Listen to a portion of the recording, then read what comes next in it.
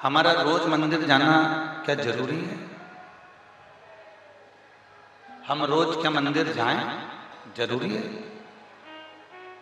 हमने कहा कितनी देर लगती है आपको मंदिर में जाने में? हल्का सा रिटर्न बढ़ा दो। मंदिर जाने में तुम्हें कितनी देर लगती है? 2 minute, 3 minute, 5 minute, 10 minute, 15 minute, 20 minute, 25 minute, आधा घंटा मान लो तुम्हें लग रहा है।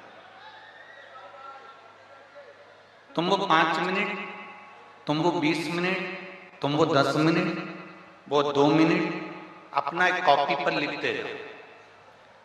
मैं 365 दिन में से 65 दिन मंदिर नहीं गई, बाकी के 300 दिन मंदिर गई हूं और उसमें मैंने 2 मिनट या 5 मिनट बाबा को दिया है। किसको दिया? बाबा। मैंने अपने समय में से समय निकालकर बाबा को 5 मिनट दिया है। मैंने बाबा को अपना समय उसमें से निकाल कर दिया है और वो 5-5 मिनट 300 दिन का, 365 में से 65 दिन नहीं गए या 200 दिन गए या 250 दिन गए या 300 दिन गए, उसका एक आंकड़ा बना, अपनी कॉपी पर एक आंकड़ा बना लो कि मैंने बाबा को 5 मिनट रोज दिया या 2 मिनट रोज दिया, मेरा इतना इतना समय उसमें हुआ। और तुमने अपने परिवार को समय दिया, अपने बेटे को, अपनी बेटी को, अपने पति को, अपनी पत्नी को, अपने पिता को, अपनी माता को, अपने भाई को, अपने बंधु को, अपने सखा को, जो तुमने समय दिया उसका भी आंकड़ा बनाकर रखो। आप जब आंकड़ा निकालेंगे, आपकी जब दुख की घड़ी आएगी, आपकी जब तकलीफ की घड़ी आएगी, आपका जब कोई काम बिगड़ेगा, तो जितना समय तुमने परिवार वालों को दिया है, उन परिवार वालों से कहना मुझको उतना समय तुम लौटा दीजिए, तुम मेरे पास में आओ और इतना समय तुम मुझको भी दो। और जितना समय तुमने महादेव को दिया है उनको कहने की जरूरत नहीं पड़ेगी, वो समय पर तुम्हारे दरवाजे पर खड़ा मिल जाएगा, उसके आने में देरी नहीं।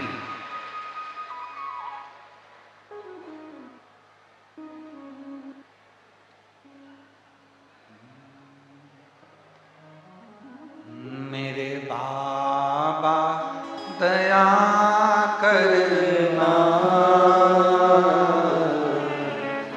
मैं तेरे भरोसे हूँ। भोले बाबा दया करना, मैं तेरे भरोसे ना घर के भरोसे हूँ, ना परिवार के भरोसे हूँ, ना घर के भरोसे हूँ, ना परिवार के भरोसे हूँ। मेरे बाबा दया करना, मैं तेरे भरोसे हूँ। भोले बाबा दया करना,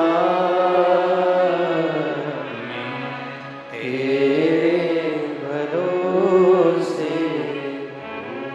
जो समय आपने दिया है मेरे बाबा को, जो समय आपने प्रदान करा है मेरे शंकर भगवान को, जो समय आपने दिया है मेरे बाबा को, वो तुम्हारी दुख की घड़ी में, तुम्हारे हर पल, हर क्षण, हर घड़ी में तुम्हारे सामने खड़ा मिले।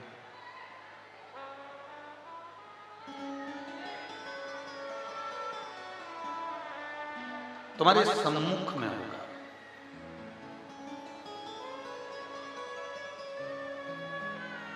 कथा में आए हो, फोटो खींचे आपने अपने,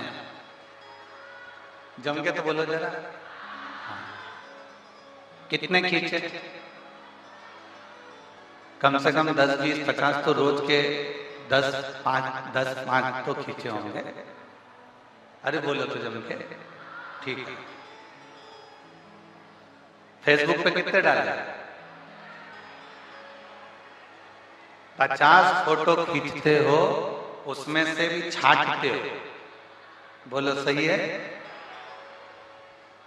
अब 50 फोटो में से तुमने छांटा और छांटने के बाद फिर तुमने उसमें से 5 फोटो 50 में से छांटकर 5 फेसबुक पे डाला।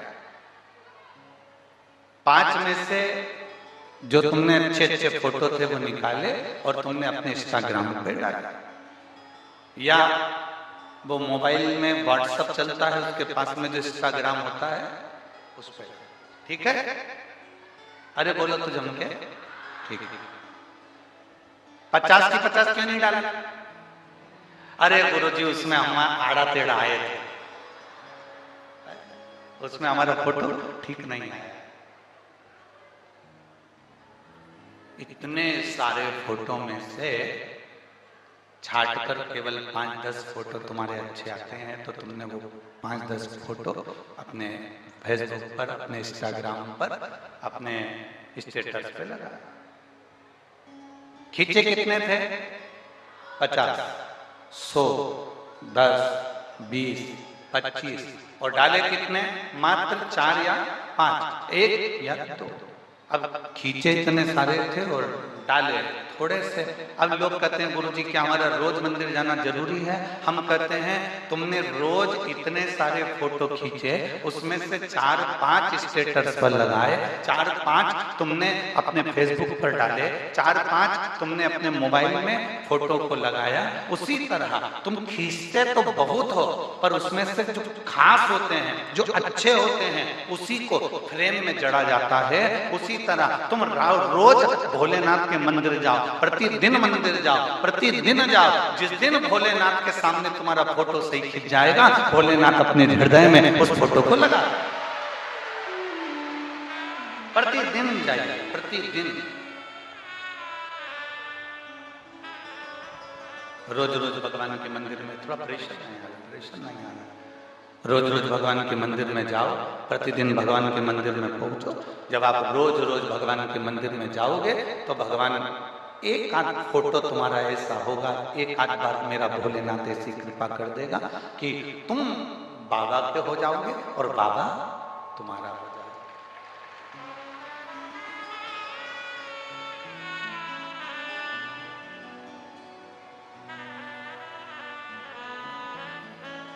और तेरा ही दिया मैंने खाया पिया रे, तेरा शुक्रिया रे, तेरा शुक्रिया रे।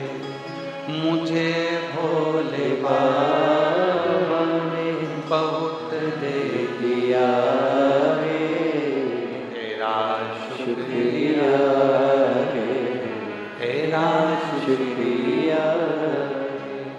इतने फोटो खींचे, उसमें से कुछ अच्छे जो तुमने लगाया। रोज मंदिर गए, जरूरी नहीं है कि तुम्हारा रोज बाबा से मन जुड़ जाए,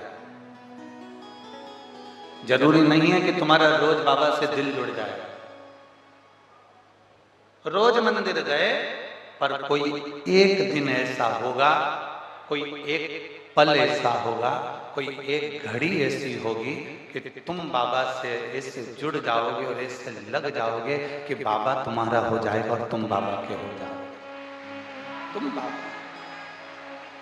बोल बम का नारा है, सारी समस्या का हल। शिव को चढ़ाओ एक लोटा जल, हमारा बदलेगा कल। हम शिव के होंगे और शिव हमारा।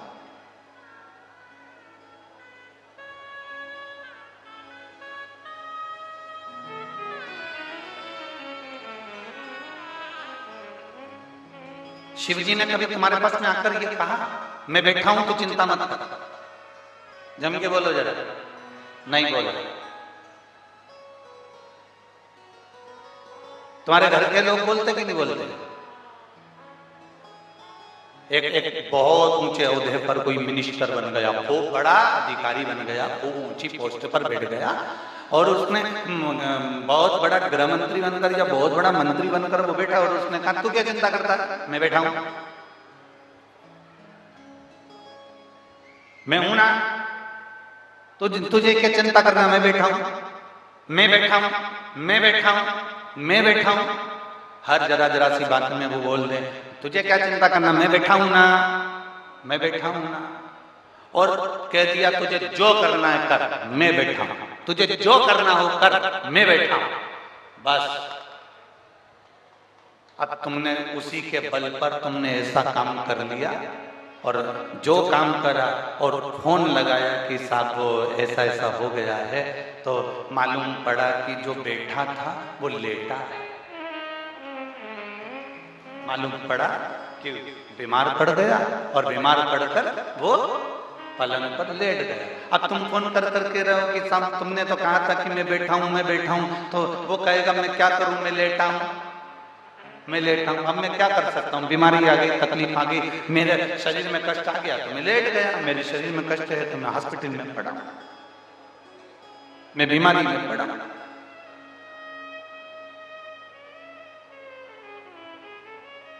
बहुत अच्छे से सुन लेना, जितने लोग आस्था चैनल पर कथा सुन रहे हैं और जितने लोग भारत की भूमि के और देश और विदेश में बैठकर इस झारखंड जमशेदपुर की पवित्र भूमि से कथा सुन रहे हो, बड़े सावधानी से सुनना।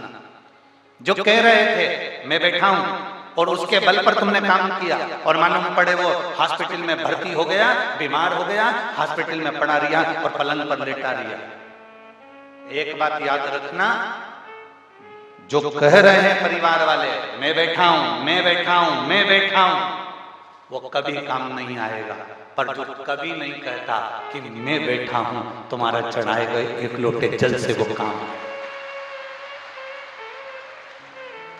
तुम्हारे चढ़ाए गए एक लोटे जल से वो तुम्हारे काम आ जाएगा, तुम्हारे सम्मुख में आ जाएगा, तुम्हारे सामने आएगा, और तुम्हारे दुख को, तुम्हारी तकलीफ को, तुम्हारे कष्ट को वो हर लेगा।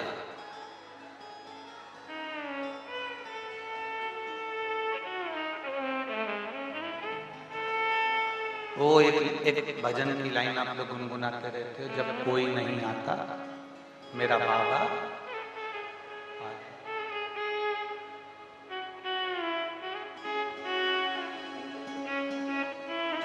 कोई नहीं,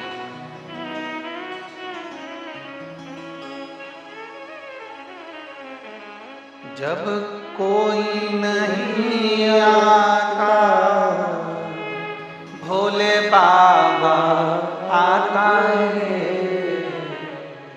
जब कोई नहीं आता मेरा बाबा आता है, मेरे दुख की घड़ी में वो बड़ा काम आता है, मेरी दुख की घड़ी में वो बड़ा काम आता है। वो तुम्हारे दुख की घड़ी में तुम्हारे सम्मुख में आकर खड़ा हो जाए, दिखेगा नहीं, दिखता तो है ही नहीं वो, जो जैसा दिखता है वो वैसा होता कहाँ है। इसलिए मेरा बाबा भोलेनाथ, मेरा शिव, मेरा उग्रदानी, मेरा त्रिकालदर्शी, मेरा कैलाशी, मेरा अविनाशी दिखता नहीं, मेरा शंभू दिखता ही नहीं। मेरा शंभू तो बस अलमस्त होकर तुम्हारी जहां जहां तुम्हारी तकलीफ आई, जहां जहां तुम्हारे जीवन में तकलीफ, तुम्हारे जीवन में कष्ट आया, जहां तुम्हारे जीवन में दुख आया और तुमने उसको पुकारा, तुमने उसको आवाज लगा दी, तुमने उसको बुलाया, वो तुम्हारे सम्मुख में दिखेगा नहीं, सामने नहीं आया, सम्मुख नहीं आया। और अंत समय प्रभु आना पड़ेगा, वचन दिया तो निभाना पड़ेगा, आए ना आए प्रभु कुटुंब कबीला, अंत समय आना पड़ेगा, वचन दिया तो निभाना पड़ेगा, अंत समय प्रभु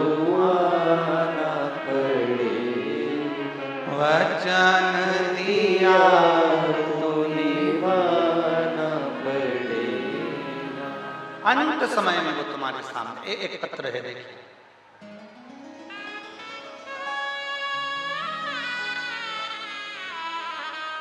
मैं स्मृति वर्मा, रांची झारखंड से हूं। कहीं बैठी हो स्मृति जी तो हाथ हिला सकती हैं। मैं स्मृति वर्मा, रांची झारखंड से हूं। मेरा मोबाइल नंबर यह है। गुरुजी बाबा की दया का मैं क्या बखान करूं। मेरी मौसी के बताने पर हमने आपकी कथा सुनना प्रारंभ किया। गुरुजी कथा तो मैं रोज सुनती थी पर मुझे विश्वास ही नहीं था। जो लोग पत्र पढ़ सकते हैं वो टीवी पर, एलईडी पर, मोबाइल पर पत्र को पढ़ सकते हैं। गुरुजी कथा तो मैं रोज सुनती थी पर मुझे विश्वास ही नहीं था कि भयंकर से भयंकर रोग भी सिर्फ बाबा को जल चढ़ाने से क्या समाप्त हो सकता है।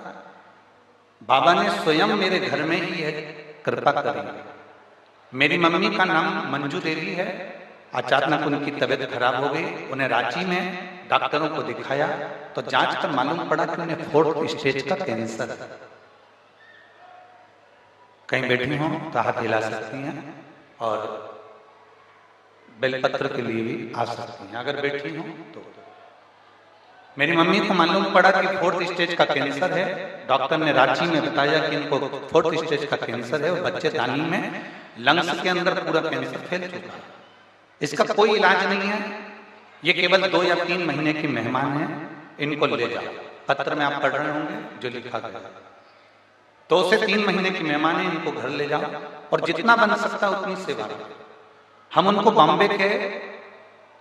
बॉम्बे में ले गए जहां डॉक्टरों से उनके लिए हमने सलाह मांगी और डॉक्टरों ने कहा कि इनको 4th स्टेज का कैंसर है, वो पूरे शरीर में फैल चुका है।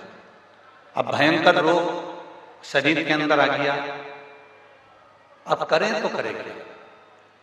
हमने आपकी कथा सुनकर मेरे पापा और भाई को मंदिर जाकर लोटा भर जल चढ़ाने को कहा और कहा पापा आप सीहोर चले जाओ और सीहोर से रुद्राक्ष लेकर आ जाओ। मेरे पिताजी जो अवस्थावान हैं वो सीहोर पहुंचे गुरुजी और सीहोर से रुद्राक्ष लेकर आए। तब तक मेरी मम्मी को भैया लेकर अपने घर पर आ गए और उनकी सेवा में लग गए। जब हम सीहोर पहुंचे तो सीहोर में जाने के बाद में हमने वहां से रुद्राक्ष लिया। उस रुद्राक्ष को हम लेकर आए और वहां से प्रार्थना कर कर भोलेनाथ पे चढ़ा हुआ जल भी हम मांग कर लिया। बड़ी सी शिला रखी हुई थी जिस पर हमने जल चढ़ाया, वो जल हम उठाकर लेकर आ गए। गुरुदेव हम उस जल को लेकर आने के बाद बाबा का जल उनको रुद्राक्ष जलाकर देने लगे। श्री शिवाय नमस्तुभ्यम का जाप करने लगे। मम्मी को कानों में हम हेडफोन लगाकर शिव पुराण की कथा सुनाने लगे। 6 महीने बाद हम वापिस मुंबई में जाकर जांच कराए तो डॉक्टरों ने कह दिया कि इनके पूरा कैंसर समाप्त हो चुका है, इनके शरीर में कैंसर नहीं। ये शिव तत्व है, ओघड़ी है, शंभु है, त्रिकालदर्शी शिव है। मैं स्मृति वर्मा रांची झारखंड से हूं। मेरा मोबाइल नंबर ये शिव तत्व है, ये ओघड़ी है, ये शंभु है, ये त्रिकालदर्शी, ये कैलाश। आपको लगता होगा गुरुजी हम इतनी दूर से कथा सुनने के लिए आए हैं। हम आप लोगों को बोलते हैं बार बार कि देखो बहुत दूर से लोग आए हैं, इनको कथा सुनने दो। आपके चिल्लाने से, आपके बोलने से कई लोगों की कथा छूट जाती है। आपको थोड़ा सा हमारे कहने से बुरा जरूर लगेगा पर ईमानदारी से एक सत्यता की बात कहे ना, ये कथा नहीं है।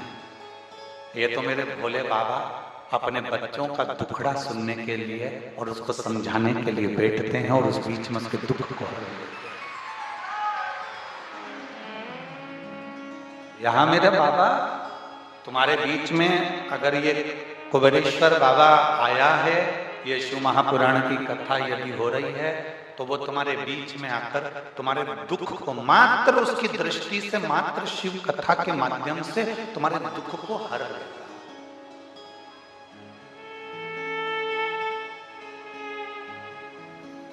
केवल एक तुम्हारा विश्वास। और जी ऐ मेरी जमशेदपुर की बहनों और मेरे जीजाओं, हम तो इतने पत्र पढ़ भी नहीं पाते जितने पत्र यहाँ भेजे जाते। हम इतने पत्र नहीं पढ़ पाते। हम तो थोड़े बहुत पत्र ऊपर ऊपर आते हैं या नीचे कोई दो चार निकाल कर पढ़ लेते हैं और वो आपके सामने बात करते हैं। कितना कृपा है। आप लाए जरूर हो खाली झोली। आज महीने की शिवरात्रि है, कथा सुनोगे, कल कथा पूरी हो जाएगी, सवेरे 8 बजे से 11 बजे तक सुन लोगे। हम भी यहां से वापिस आगे के गंतव्य के लिए निकल जाएंगे। 12 और 13 तारीख को प्रयागराज में सतुआ बाबा सेवा शिविर माघ मेले में कथा 2 दिन की 12 और 13 तारीख की। 1 नंबर पीपा पुल, 2 नंबर पीपा पुल गंगा घाट पर। कल हमने कथा में कहा था आपको कि जिस जगह पर ये रंजीता वर्मा जी ने हमको ठहराया था वहां छत में से पानी हमारे सिर पर गिर रहा था। हमें समझ में नहीं आया कि ये गंगा का पानी भरी छत में, उसके ऊपर बिल्डिंग, उसके ऊपर बिल्डिंग, और वो पानी में कहां से आ रहा है। दूसरे कमरे में भी वही क्रम चालू हो गया। तब समझ में आया कि जहां सतुबा बाबा ने 2 दिन की कथा रखी है, वो कथा उन्होंने पहले रखी थी शिविर में, पर अब जो कथा उन्होंने रखी है वो 2 दिन से तैयारी में लगे थे, 3 दिन से, कि गंगा के अंदर ही स्टेज बनाकर वो कथा 2 दिन की गंगा वासियों को श्रवण करने की प्रयाग वालों को मिले। तो वो गंगा के अंदर ही उसका स्टेज बनाकर प्रयाग में पीपा नंबर 1, पीपा नंबर 2 पुल और उसके मध्य में गंगा के अंदर ही वो स्टेज बनाकर ये कथा 2 दिवसीय 1 बजे से 4 बजे तक संपूर्ण प्रयागवासियों को और आसपास के रहवासियों को मिले। आप सुनेंगे ये कथा तो कल विराम हो जाएगी, सुबह 8 बजे से 11 बजे तक। आज रात आपकी है, शिव की है, आप शिव के हो और शिव आपका भजन, आपका कीर्तन, आपका मंत्र। आप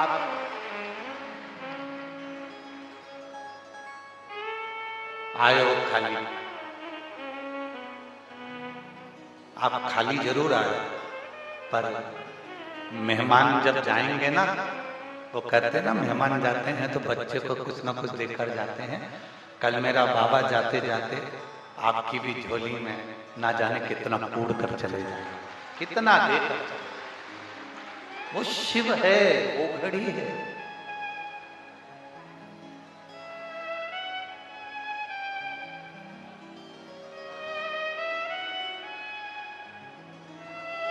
जितने भरोसे से, जितने विश्वास से सुनोगे वो देता।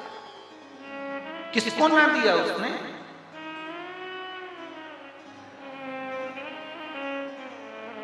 किसको प्रदान नहीं करा उसने?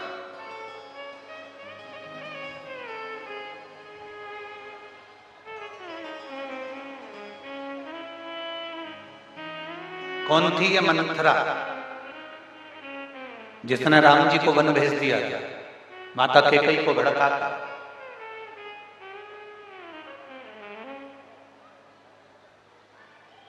कौन थी?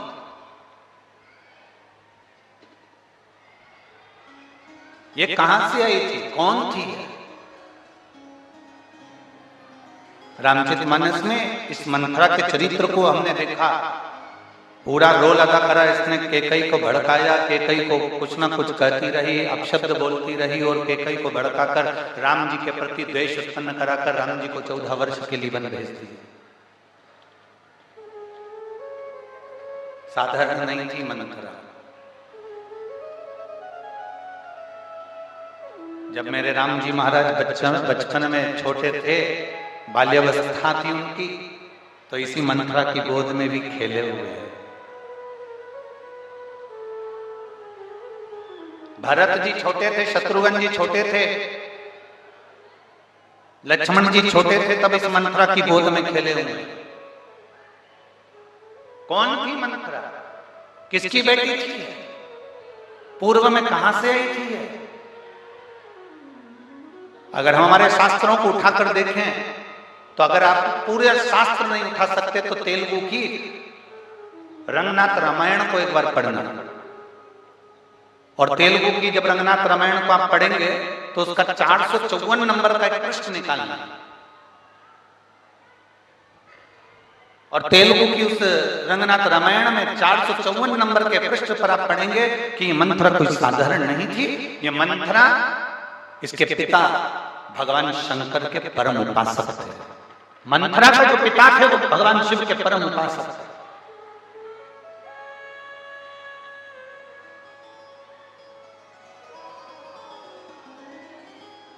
प्रहलाद, भक्त प्रहलाद के पुत्र हुए हैं विरोचन। भक्त प्रहलाद के पुत्र हुए विरोचन, और विरोचन इतने बड़े शिव के भक्त थे, इतने बड़े शंकर के भक्त थे कि शिव की आराधना में 24 घंटे लगे रहते थे।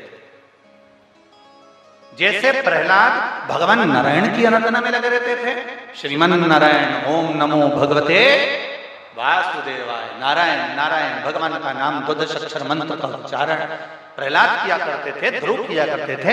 ऐसे ही प्रहलाद के पुत्र विरोचन भगवान शंकर की आराधना में लगे रहते थे। भगवान शिव की स्तुति करना, शंकर का भजन करना, शिव को एक लोटा जल चढ़ाना, शंकर की स्तुति में डूबे रहते।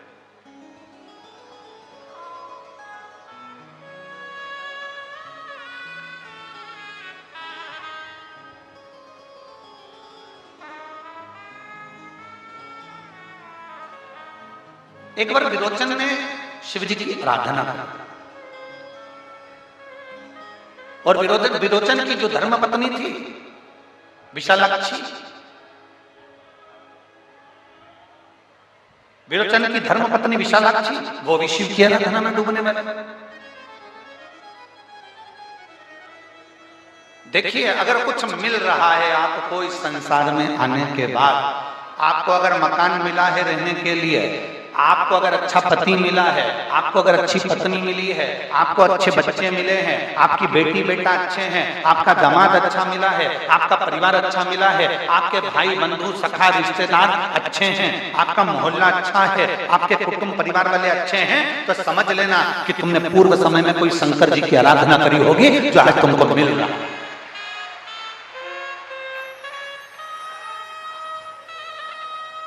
शिव की आराधना का फल इस मृत्यु लोक में प्राप्त होता है।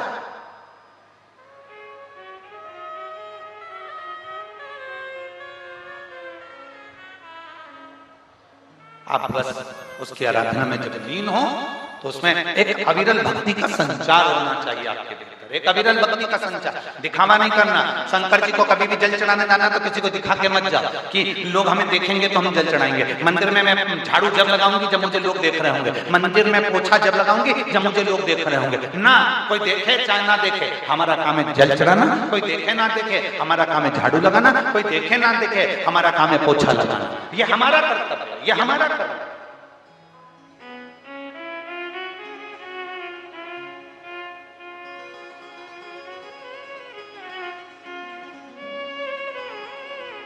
इस शिव महापुराण की कथा से हमने बहुत कुछ सीखा है और बहुत कुछ देखा है।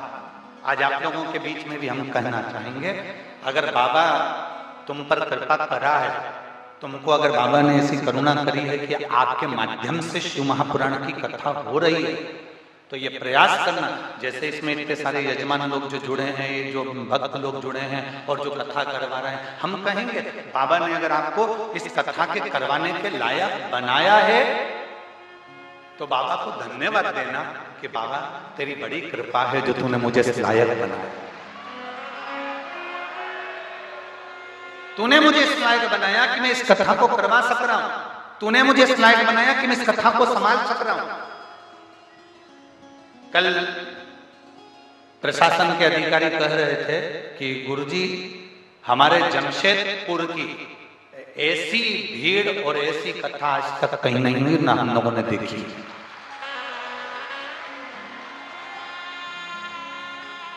उनका एक शब्द था कि गुरुजी 1 किलोमीटर दूर गाड़ियों को रोक दिया तो भी किसी महिला और किसी पुरुष के चेहरे पर सल नहीं था। नहीं तो हमारे यहाँ की माताएं तो वो मॉल में भी जाती है तो पहले गाड़ी से सामने उतरती है, तब मॉल में घुसती है, तब गाड़ी दूसरी जगह पार्किंग में जाती है।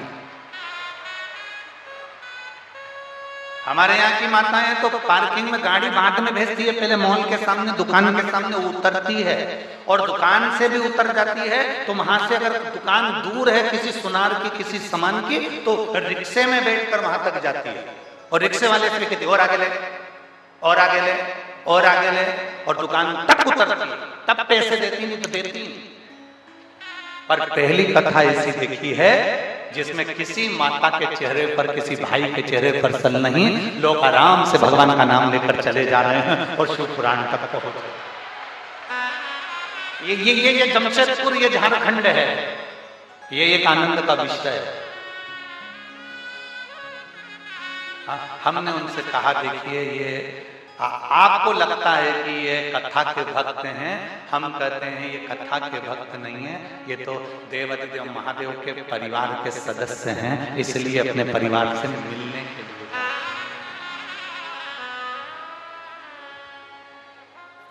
शंभो शरणे पड़ी मांगो घड़ी रे घड़ी, दुख काटो दया करीन दर्शन आपो।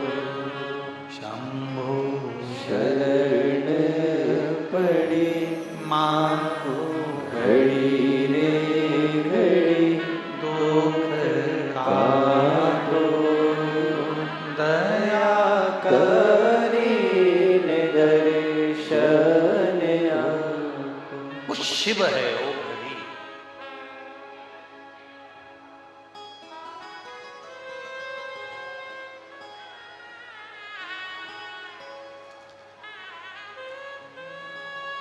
आज कोई कुछ बोल रहा था सुबह,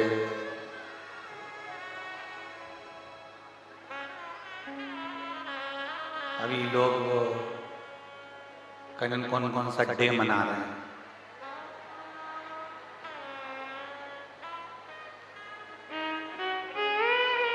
आज कौन सा डे है?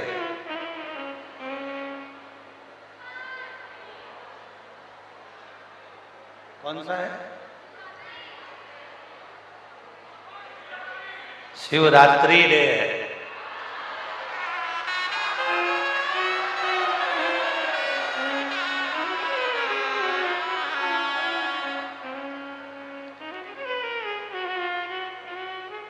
और छोरा छोरी कहें कि प्रॉमिस,